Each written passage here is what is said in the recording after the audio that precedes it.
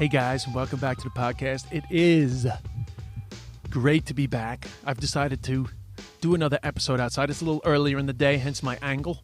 This is the sort of 9 p.m., 9:30 p.m. sun. And we got a great episode coming up, already recorded with Joanne McNally. And we focus a lot on, we try to do like a corona-free episode.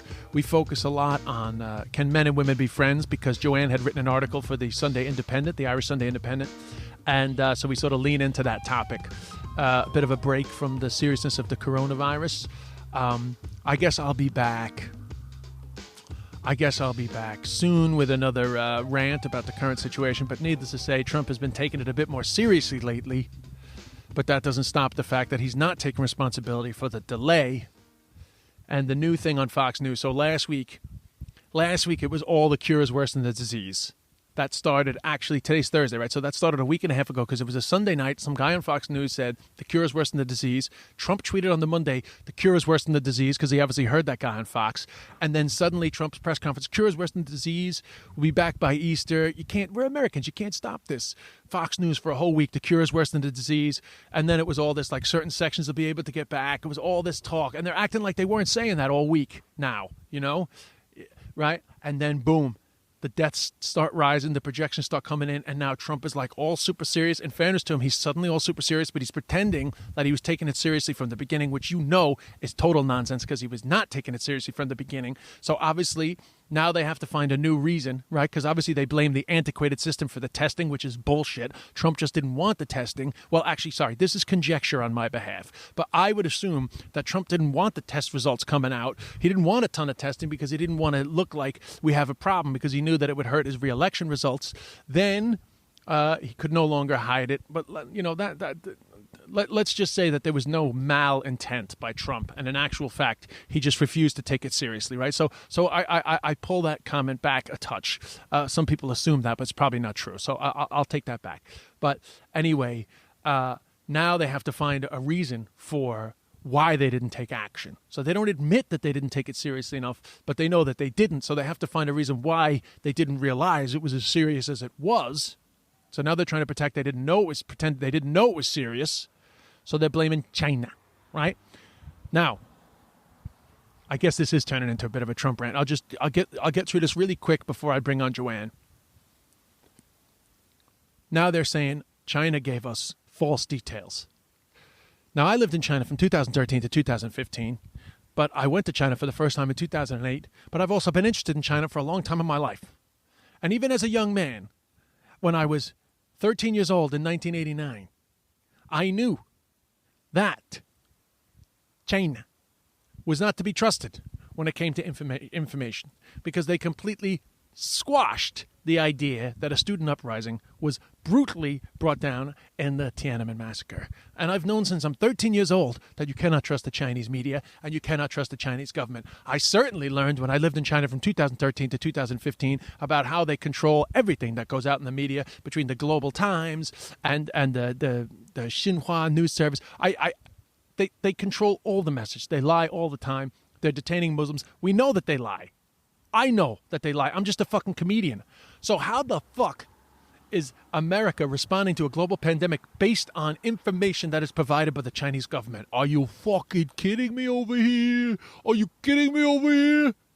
I mean, come on, bro. You complain about China all the time, but then suddenly they're your best friend when it comes to a global pandemic? Of course they're lying about the numbers that died in China. You can't blame Chinese misinformation for your response to a global pandemic because even when it was clearly out of China, you didn't respond. So it's all well and good you're blaming China, but we ain't buying that shit, bro. China's got responsibility for their misinformation, but you got responsibility for your lack of action. That's a fact. But anyway, we got a great episode. Corona-free zone from here on in. I'm going to introduce Joanne now. Don't forget, 5 stars on iTunes. Subscribe. I'm at Des Bishop on Instagram. Anything you want us to talk about, send a message my way, and we'll chat about it on the pod. Love you guys. Thank you so much. Wimbledon has been canceled. So was Edinburgh, the Fringe Festival. Thank God. I know. How do you feel about that? I talked to Steve about that, but you're into your second or third Edinburgh now, so you're really part of the culture, and now it's gone. This would have been my fourth. And like, I was really scraping the barrel for material because I haven't done anything except sit on trains and gig. And I was kind of debating whether or not to do it anyway. So it not happening is one positive thing for me that's come out of the coronavirus. Oh, so actually you're relieved, because I feel that Steve wasn't relieved because he was kind of like very much in the zone of getting ready already, whereas you're relieved, which I would think a lot of people probably are. Yeah, because I'm also trying to do, it's great if you just have Edinburgh to focus on and you're putting all your work and time into getting your Edinburgh show done. That's brilliant and you're so focused. But I was trying to do all these like scripts and stuff like that, so I wasn't able to give it 100% of my time. And then, because obviously now no one can gig, and for a while they weren't cancelling Edinburgh. Oh, and Joanne, I got to. There is definitely a coronavirus saving situation happening outside my house. I've never picked up this thing before, but what? Just let me just try to. This is happening literally across the street from me. I don't know how many. Talk me through it. I can't really see it. I know. I don't know how many cars that people can see, but there's at least 7 cars of first responders. I'm not going to keep showing it, but that is happening to my right. I hope everybody's okay. 7 cars seems like a lot, doesn't it? I know. They always overdo it out here because it's volunteer fire rescue people, so it's kind of like they're like happy to have their moment, but I don't want to belittle what they're doing because it's a very serious time. Very, very, very. I hope everything's okay. It's a real life situation, but anyway. We'll see what happens. Anyway, so sorry, Joanne, you go back to your story there. Sorry. I was saying there'd be no, so the months leading up to the Edinburgh Fringe are obviously when you preview this material that you're writing. So there was no opportunity to preview because obviously there's no gigs, but yet they were still saying Edinburgh was going ahead. It just didn't make any sense. Anyway, finally they cancelled it. And I have to say, I know that some people will be bitterly disappointed. I was greatly relieved. No, I think it's really hard to focus when something is like up in the air like that and suddenly something major happens. Like I would have found it really hard to focus on, something in the sort of weeks leading up to my mom dying. It was just hard to think about going to Melbourne and stuff like that. So I totally get it. Yeah. I'm just and as well, writing a fresh hour every year when you're also trying to get other things off the ground. It's a lot of work. It's a huge commitment.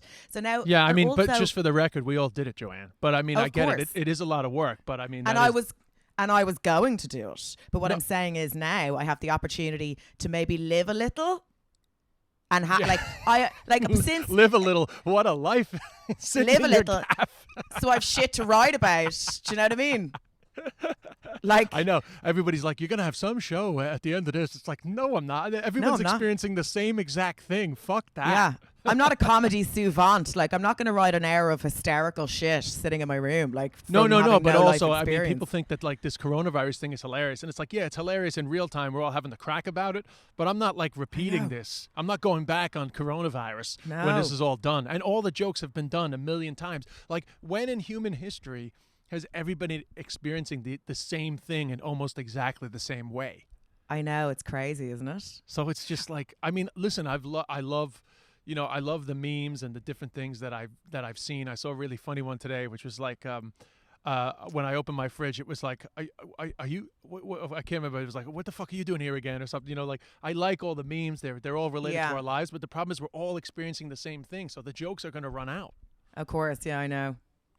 So I mean, it was like Brexit. It's like anything like that. I'm not bothered writing material about it. Also, it has a shelf life. People don't want to hear. People don't when it's all consuming like this. Eventually, when people start going to comedy clubs again, they really won't want to hear about this. I don't think.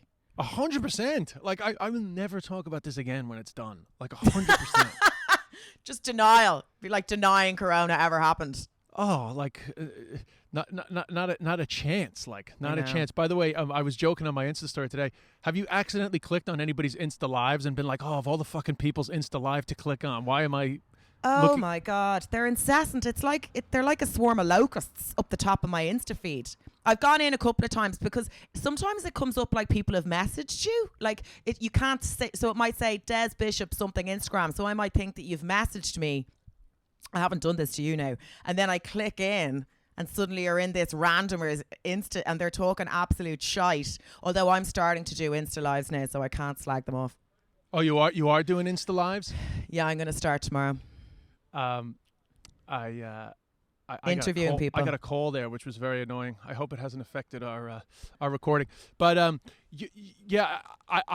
think the Insta lives are fun, but it can be, it's funny. It's a lot of effort, and then you look up and it's like 150 people watching. And you're like, is this worth it? I know, yeah. But then can't you save them? And so that's what I'm going to do. Is like interview friends of mine about just topics we like talking about, just little 15-minute nuggets, and then post them to my page so that they live there then.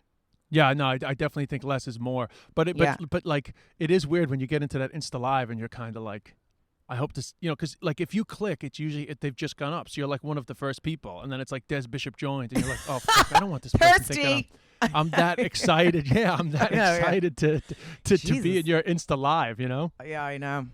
People are just trying. I get kind of cynical, and then I have to remember everyone's just trying to keep themselves busy. Honestly, I'm not even as cynical as I made that statement. I kind of acted like I was frustrated by them. I literally couldn't give a shit. In fact, I actually got stuck into one. Joe Wong, this Chinese comedian. Hey, what's up, man? Hey, what's going on over there? I mean, I'm in the middle of recording a live podcast, but it was just a fire alarm because I actually turned the camera onto the I was like, there's like 7 first responders here. Oh, by the way, Joanne, say hi to Brian. Hey, Brian. How you doing, pal? She's single, by the way. Very much so. He's married. Forget it, Joanne. That doesn't bother me. I'll talk to you later. See you, man. Thanks, man. So that's Brian, our local police. So it was a fire alarm. Yeah, it's just so obviously that they must have had a power cut or something, and their fire alarm went off, and 7 trucks showed up. So that was a bit of a letdown.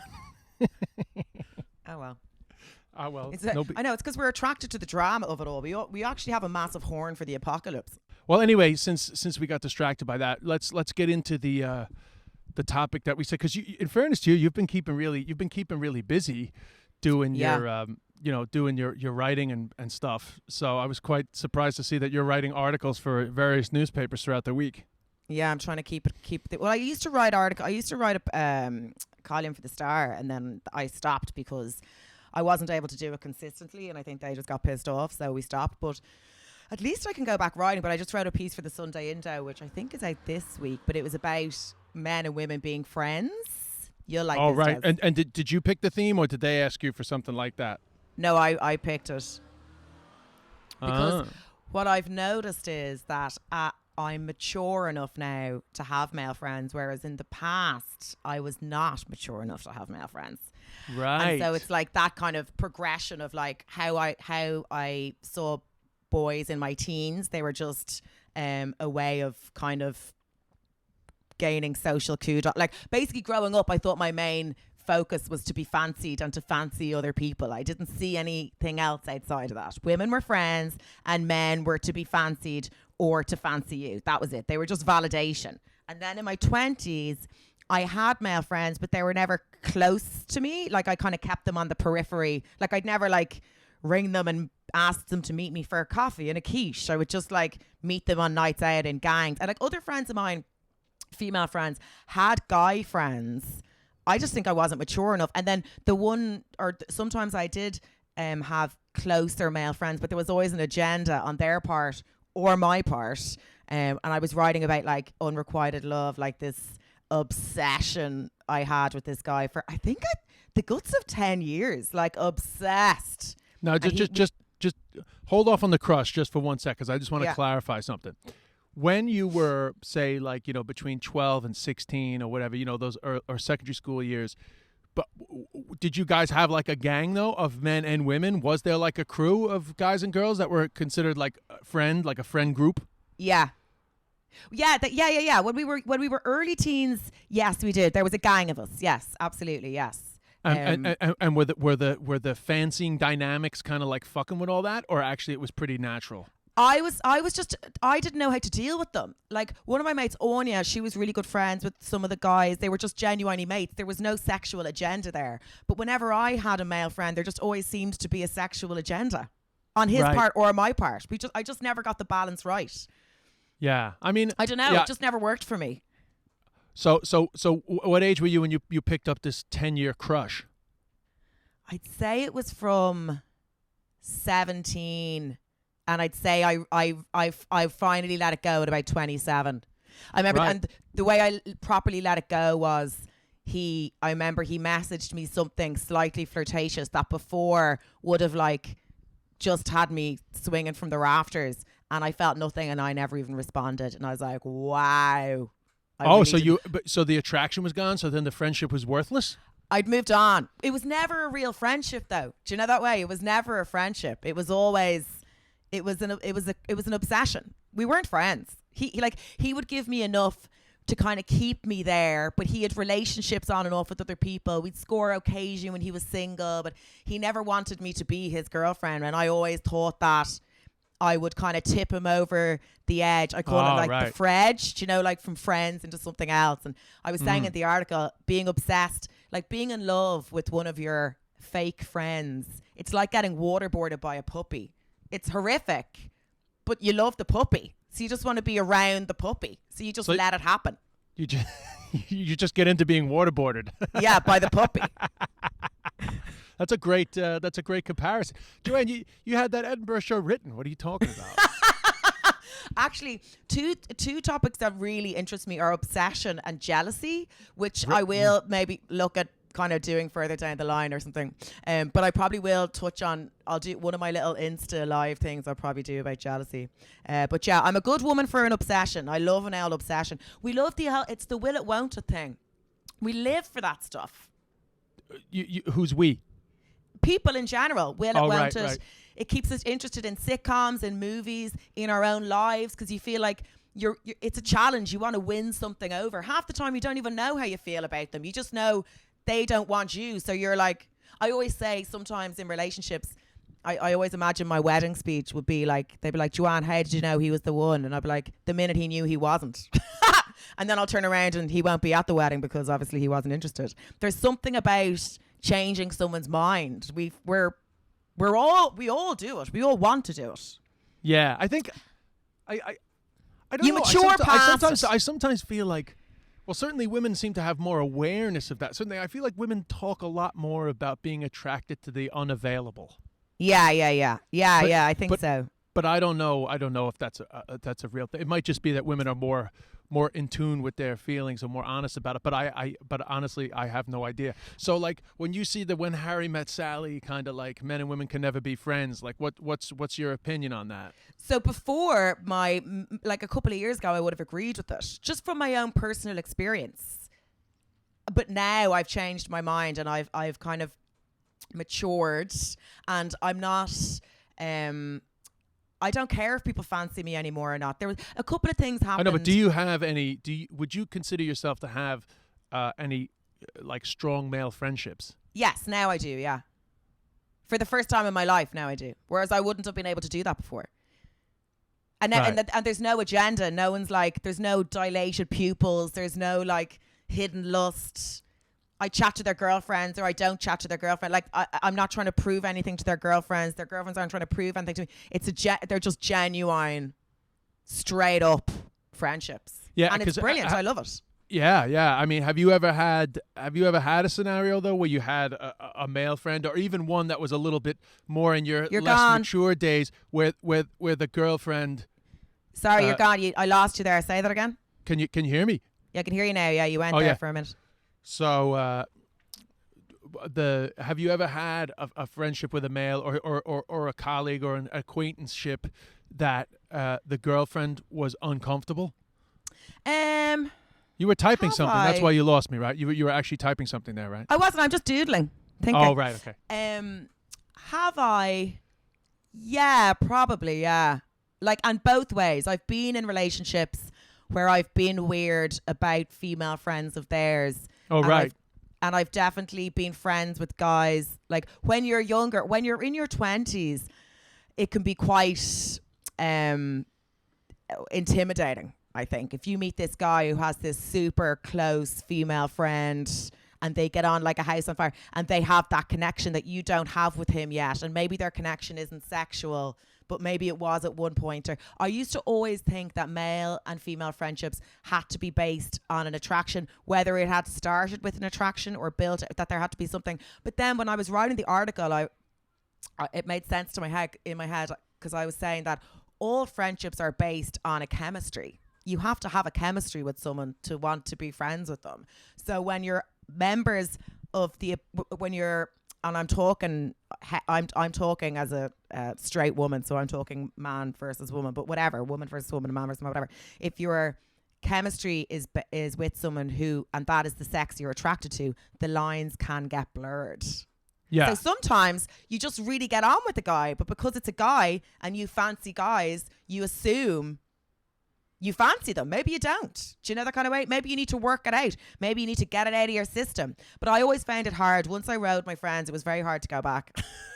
No. Bang. It's banging hard. Your friends, banging your friends can be a problem. I mean, I don't have that many, like strong female friendships like that. I would put on a, like if I look at like my top 10 friends, I don't know if there's any women in it other than like, my cousin Sinead, but she's like my sister, like, she was like my Irish family, whatever. And yeah, I think it is harder to be friends with people of the opposite sex. It is, because there's an affinity with your own sex, I think. Like there's an affinity that I have with women, whether I know them or not. There's like this kind of shared experience, whether you know them or not, that you don't have with men. But now I think what I realized was before, the otherness of men kind of made me nervous, whereas now I see it, I enjoy it. Yeah. Does that make sense? Yeah, well, of course, especially when you mature and you lose that need for validation as much. I mean, exactly. that losing that energy is humongous. I mean, it shows up in so many areas of our lives. Like it shows up like, even professionally, like you don't lose your ambition, but you lose the fear of not pleasing everybody, which actually makes you, well, and certainly in our profession, it makes you better at what you do. But at the time, the thought of not getting people's approval can actually be so stifling, that energy. So it's great to be liberated from that. And I think it's the same with maturity, where suddenly it just doesn't matter whether somebody likes you or not, Exactly. And it doesn't matter if they, like, you don't have to be thinking, are they attracted to me? And also, like, growing up, guys, I was guilty of it, but so were boys. Like, there was a period of time, boys can be very immature, same as girls, that if a boy didn't fancy you, he'd no time for you, really. Do you know those men who were like, if I don't want to ride you, I don't really understand your purpose? Do you know those kind of men? I don't know, you probably haven't come across them because you are a man. But so growing up, like, the hot girls in our group got all the male attention, and so if you didn't get that male attention, it was you felt real left out, like you felt shit about yourself. So then it became all about being fancied. That was how you felt seen. No, Joanne, you didn't do it right. That's when you just bully those girls. That's what bullying is all about. They were my friends. I had hot friends. That's when you exclude. That's how that works. Find uglier friends. You're like, I just have to move on. I have to be the hotter friend in an uglier group.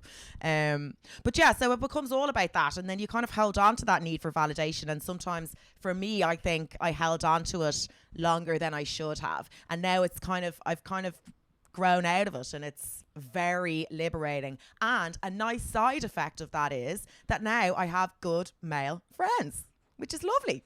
And that because was they're so simple.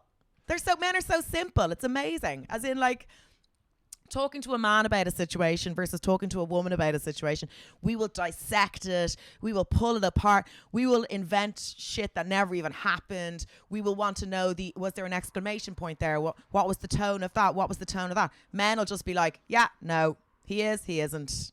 It's beautiful. Yeah, I mean, I find in a lot of the scenarios, like particularly like that come up in the shift and stuff like that for some reason, and I don't know why, obviously men, there are certain blind spots that men have, but women seem to have a bit of a blind spot for the fact that, like, more often than not, the scenario is that either the guy is trying to fuck you or the guy no longer wants to fuck you.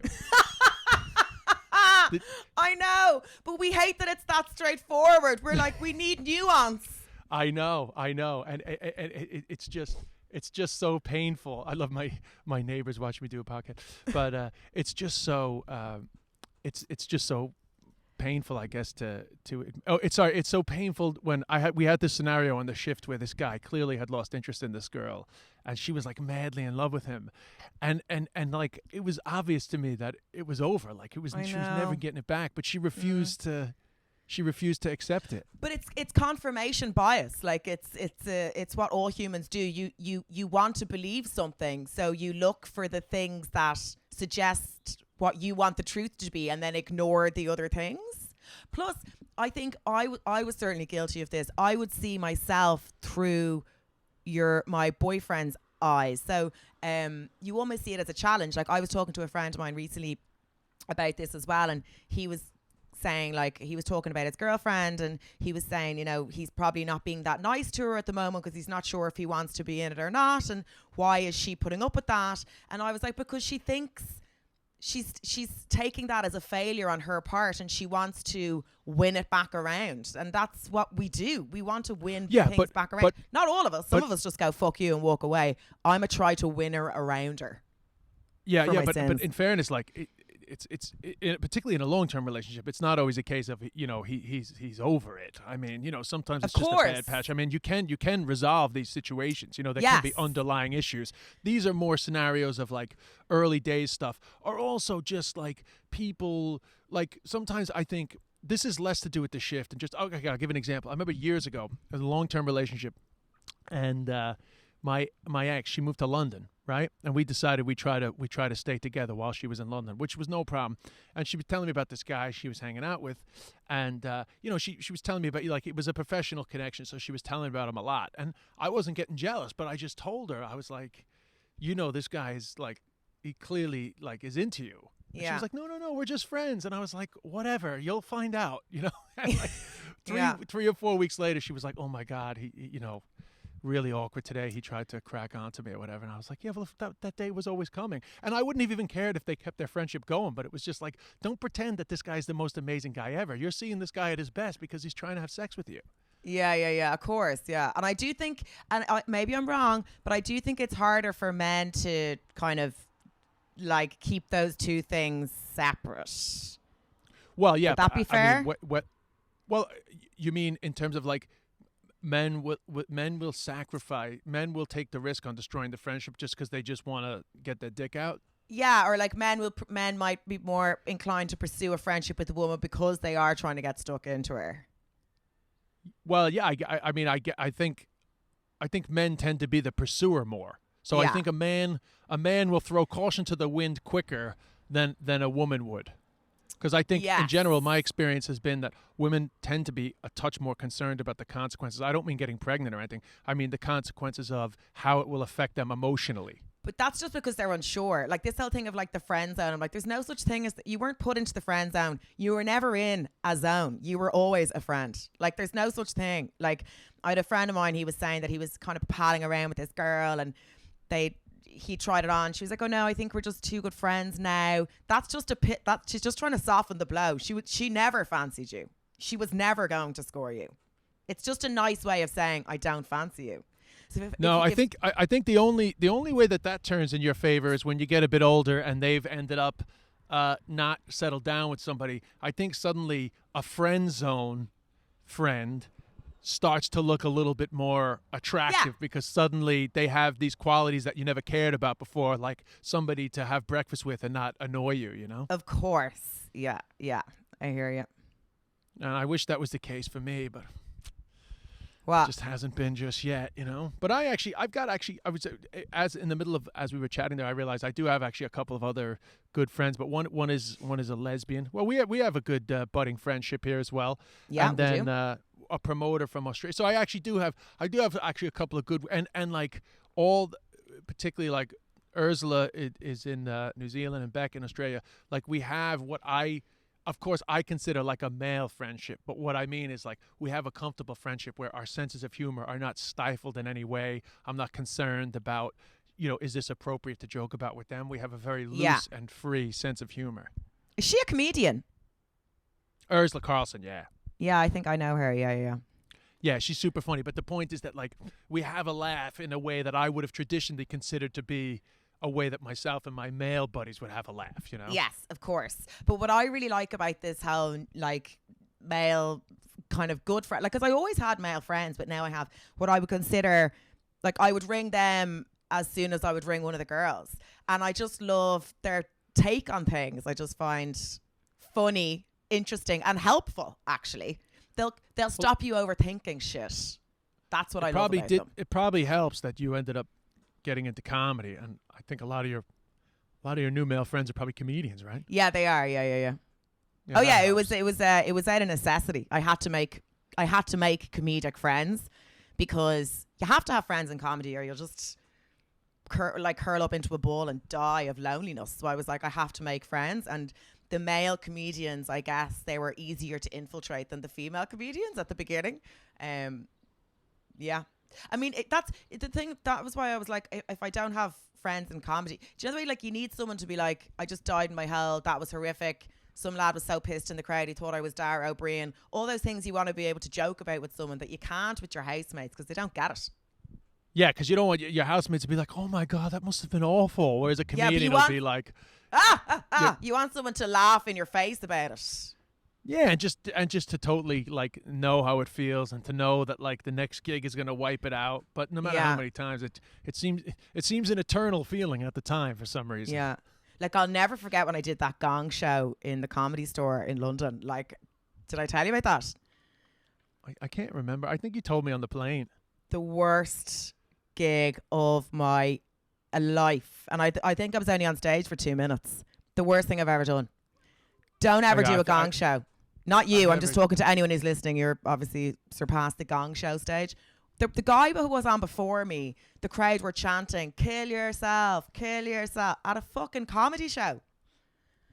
Hell. Anyway, that was one of those situations I left, and I was like, if I didn't have a comedic friend to ring now, like, I'd fucking die. I did Late and Live years ago. This is a long time ago. Like, I guess it had to be 2002. And I did Sinn Féin in the Membrane, which was just a silly rap song that I had, and it suited those late night gigs. And actually, I've had terrible late and lives, and this was back in when it was really late and live, you know, which for those that don't know was like a bear pit of a late night show in Edinburgh that was famously like a gong show, like the crowd are just waiting to boo you off. Yeah, but in actual fact, they hate you. Yeah, this gig went pretty well, but then after Sinn Féin in the Membrane, this Scottish guy clearly got offended that I was making a joke about the troubles in the north, you know, and so he destroyed the gig. Had been going great, and then he ruined it, you know, with like really aggressive heckling, and I saw like absolute red, right? So I finished the show. I go off stage, I walk right around, I go down the aisle, right to the middle, and I sit down next to this guy, and I was like, what is it that you were saying? Uh-oh. So, next thing, we start fucking like shouting at each other middle of the show, and I and this asshole get kicked out of Late and Live.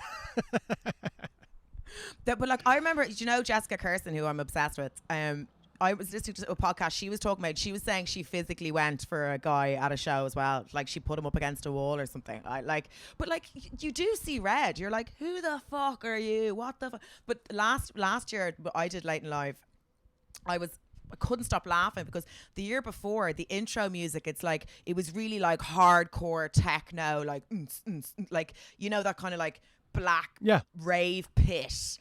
And the last year I did it, they were playing Dancing Queen by ABBA, and Scott Gibson was like kind of twirling on. And I was like, what's the crack with the music? And they were like, well, the crowd were so hostile that we had to do something to calm them down. So we've changed all the music to like 70s pop. and it was still a shit show. Yeah, but the problem is, well, anyway, I don't want to bore the listeners, but the problem is that there's so many late shows now in Edinburgh. Like, it's not the central point. You know, back in the day, Late and Live, like, everybody was there. Like, all the comedians, everybody involved with the festival was there, and it was kind of like the place to be. Whereas now, Late and Live is one of about 5 late night shows. So it doesn't. And they're tired. Like they've been out all day. They've been drinking since whatever. Like they're just kind of staring at you. Like it's a weird show. But like some acts do amazingly well there. There was a guy the last time I was on. I can't remember his name. New Zealand guy. And he came out naked, except for he's wearing a pair of knickers made out of cling film and a bra made out of cling film. Took it all off. He's bollock naked. He takes out this condom full of ham, starts deep throating it. Everyone's going mental. And I was like, fuck, I have to go on after this lad. This is like, what am I going to do? So that the kind of stuff does really well in Late and Live. Those like insanely over the top performances. If it makes you feel any better, I had to follow a singing vagina once. That does make me feel better. Tell me more about that. Yeah, it was a woman. She put a camera on her vagina, and then she would manipulate her vagina to look like she was singing songs. But the vagina was on an enlarged screen next to her. So like she'd have the screen next to her, and she'd be standing there. But then her vagina would be huge on this screen, singing. I can't remember what she was singing. Where was this? This was actually in New York. This was in New York at it was a cabaret / comedy night. But then I also had the joy, and I'm still friends with him to this day. I had the joy of doing Late and Live with Puppetry of the Penis one time. I've never seen him. Well, he's well gone from it, friendy, but he was one of the original. He was actually the original Puppetry of the Penis guy, and I'll never forget. It was me and Rich Hall backstage with the two guys from Puppetry of the Penis, who I didn't know friendy at the time. This was the first time I met him. But when I walked in, he was warming up his dick like this.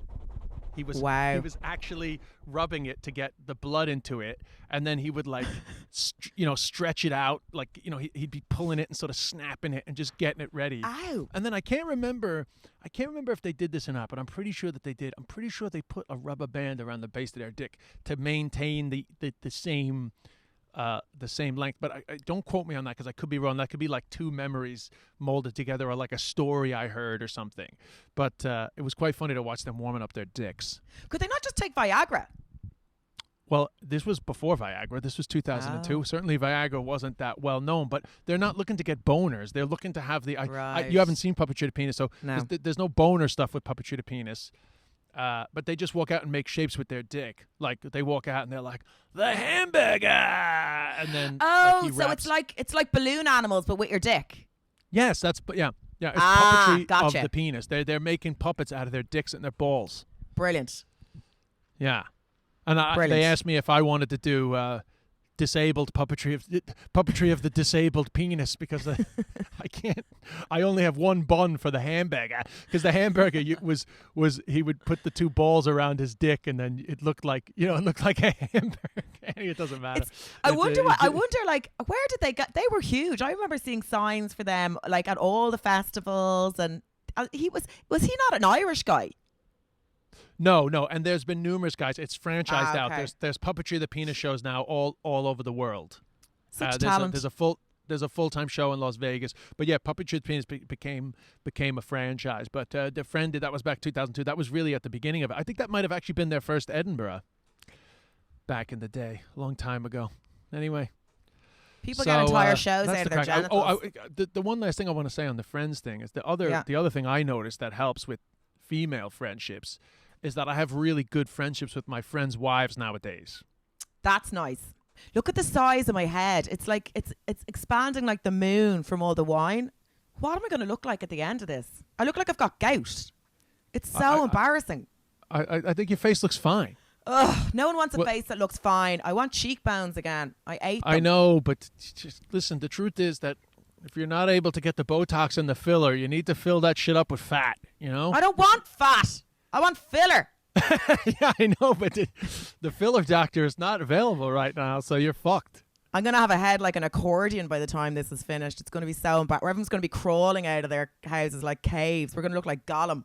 So what I was saying there before you pulled that thing out was one of the things that's definitely helped with my female relationships is I've become quite friendly with all my friends' wives. Yes, that is helpful because the last thing you want, like it's so nice when you can hang out with them all at the same time rather than... I know people who hate their friends' husbands and hate their friends' wives, and then they don't want to go on holidays together, and it has all this shit knock-on effects. Yeah, actually, it's the opposite for me. Like, all my UCC buddies and the satellites, you know, the friends of their friends, that we've all become this like one group. I'm the only single guy, but actually our dinner parties are great crack because they all married amazing women. Like, Yeah. you know, it's such a lucky break. Like, not one of my friends' wives is like annoying, and that's not to say that wives are annoying. I'm just a guy, so I'm obviously talking about, you know, wives. You'd be talking about husbands, right? But like, they're all super cool, and when we get together, and like, I don't think there's, except for one of my friends' wives, I wouldn't like text independently. Like, sometimes she just organizes shit with me that we're all doing together. She's the only one that does that. But for the rest of them, like, when we do get together, we have like the absolute crack. Yeah, I have the same with actually, there's not a single husband of my friends that I don't like, not one. And like, even the other night, I did this. You know the way everyone's doing quizzes now.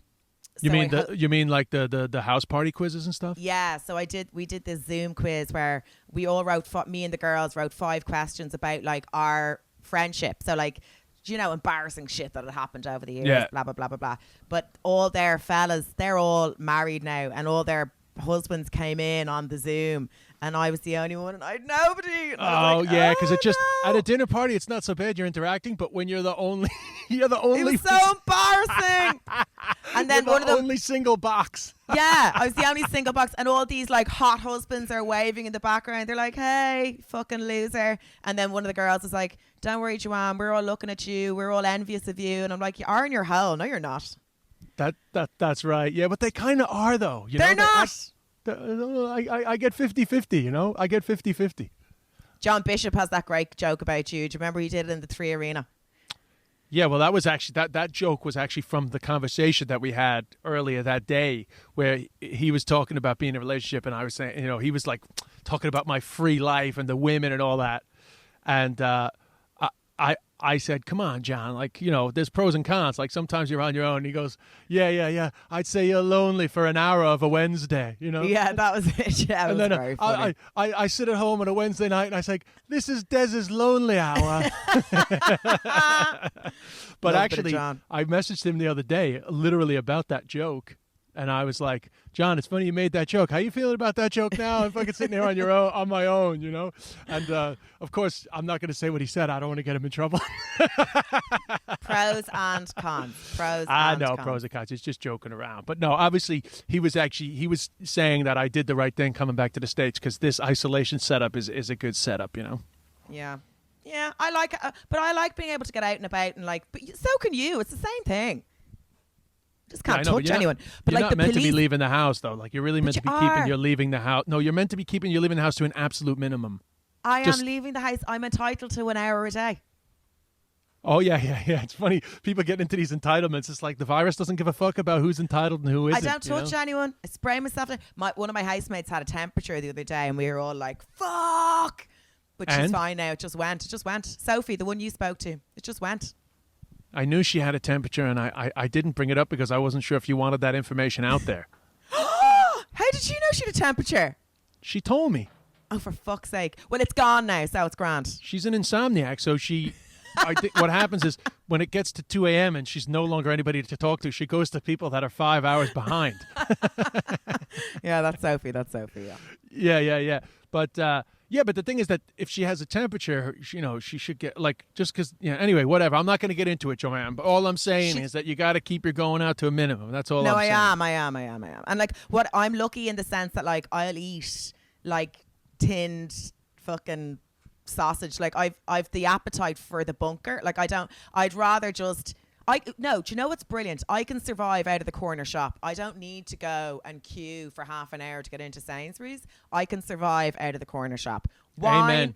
Low-fat crisps, chicken salad sandwiches, grand. Amen. Now, what I have decided to do, because I was eating so much, is I actually haven't done a big shop. I am getting really low on food, and I'm happy with that, because the main thing that's really missing now is the snacks. And when the snacks disappear, it's just better. I just have no choice. I just can't, I just can't do it. Yeah, but you don't. But you kind of needed to put on a few pounds. You've gone very thin, I think. You keep saying that to me. I know. Yeah, sorry. I think you've gone very thin. You got to stop with the body image, the body shaming, Joanne. Well, I'd rather be in your position than have a head like a wheel of camembert like I have. Yeah, well, would you like to have a fucking hip that's fucking dying to go into spasm every 5 minutes? There's pros and cons, Joanne, pros and cons. What's wrong with your hip? Oh, no, that's just one of my many injuries, all related to my lower back. I won't bore the listeners, but... No, don't bore us. But anyway, listen, Joanne, thank you so much. As I said, I mean, we actually chatted for quite a while, but I wanted to keep it less so that, you know, it's not like too much of a chore for you, or, you know, and that, you know, I'm going up every other day now, so I don't like to sort of overburden the listeners, you know? Yeah, it's not a chore. So anyway, I wish you the best with what's happening today, and stay sanitized. So thanks to Joanne, and thanks to you guys for watching and listening. I hope this one works out, because actually I had some technical issues in the middle of it. Plus we had like an emergency situation, so hence all the jump cuts that you saw in this episode. But anyway, we'll be back on Sunday, unless of course I end up doing a Trump rant. Maybe I'll just do something quick at the start, which I haven't done yet. I'm doing that after. The problem is I really have to pee, but I like using these Zoom videos while they're live. Keeps me on the one video, you know? Anyway, guys, listen, thank you so much. At Des Bishop, leave the comments. You know, if you don't know how to, if you listen on iTunes and you don't know how to leave a comment on iTunes, just go to the end of all the episodes where the reviews start, and you'll see it says leave a review. Leave a review, give us 5 stars. It helps our chart position. Things are going great. Subscribe if you haven't subscribed yet. If you listen on Spotify, take a screenshot and just say like, oh my God, this was so funny. Love Des and Joanne, blah, blah, blah. And that's it, guys. We'll talk to you the next time. Peace.